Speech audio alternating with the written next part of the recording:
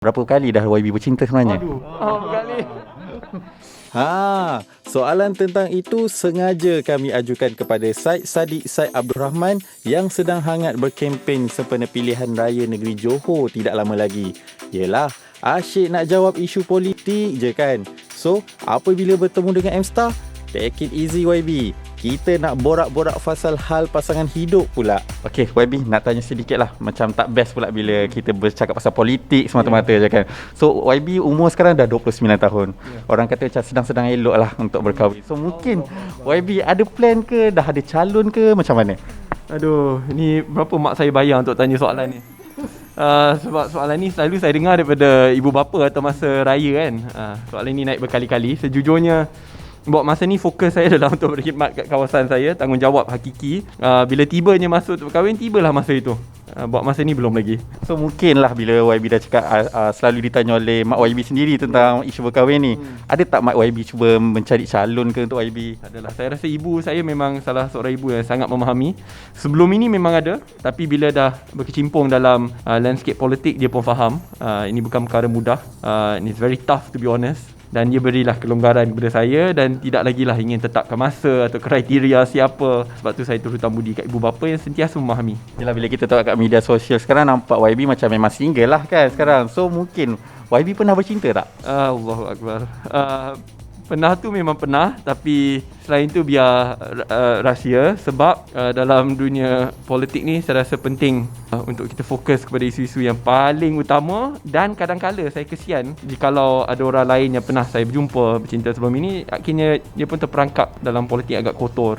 And I do not want anyone to go through that. Contoh ibu bapa saya pun yang akhirnya terjebak, terkesan hanya kerana anaknya menyertai. So that part lebih baik remain private lah. Okay, mungkin YB boleh kongsikan berapa kali dah YB bercinta sebenarnya? Aduh, berkali. Dengan kucing saya miau-miau, dengan Toby, dengan ibu saya, ayah saya, abang adik, tu je lah. Yang lain kita biar rahsia dahulu.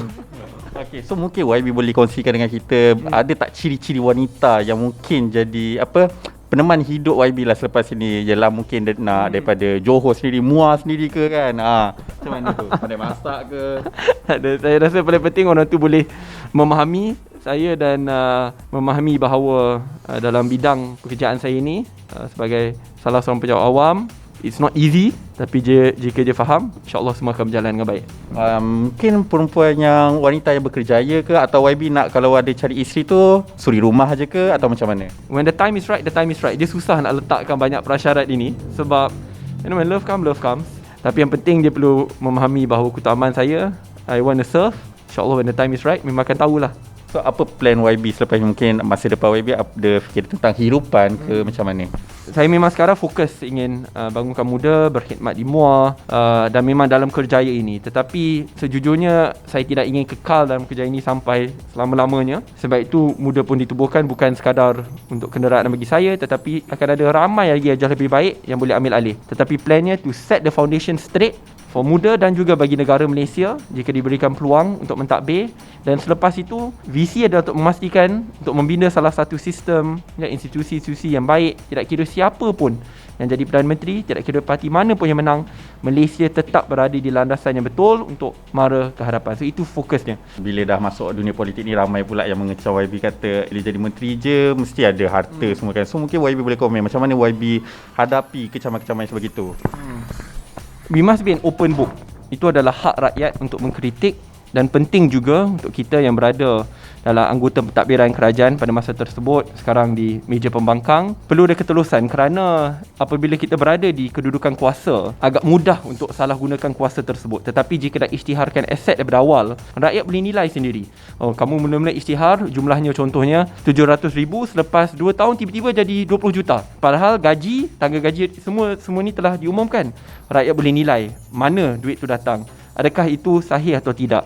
So saya rasa dalam bab ini bagus juga untuk rakyat nilai, kritik, dan tanggungjawab saya sebagai ahli parlimen yang dipilih oleh rakyat juga untuk telus dan untuk buktikan bahawa tidak ada salah guna. So Amira nak tanyalah tentang sekarang ni kan busy dengan PRN Johor lah kan. So mungkin apa yang Amira boleh sampaikan untuk encourage anak-anak muda supaya jangan tangguh, pergilah balik untuk mengundi?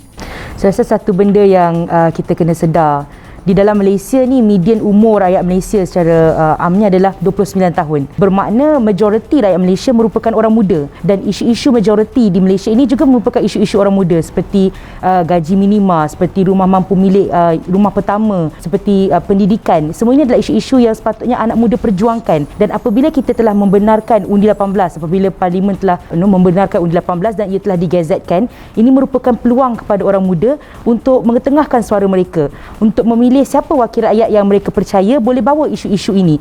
Kerana at the end of the day, apabila berlakunya sesuatu pilihan raya, siapa yang dipilih itu yang akan mengangkat suara dan hak rakyat. At the end of the day, apa yang lebih penting adalah bread and butter issues, apa yang berlaku di on the ground.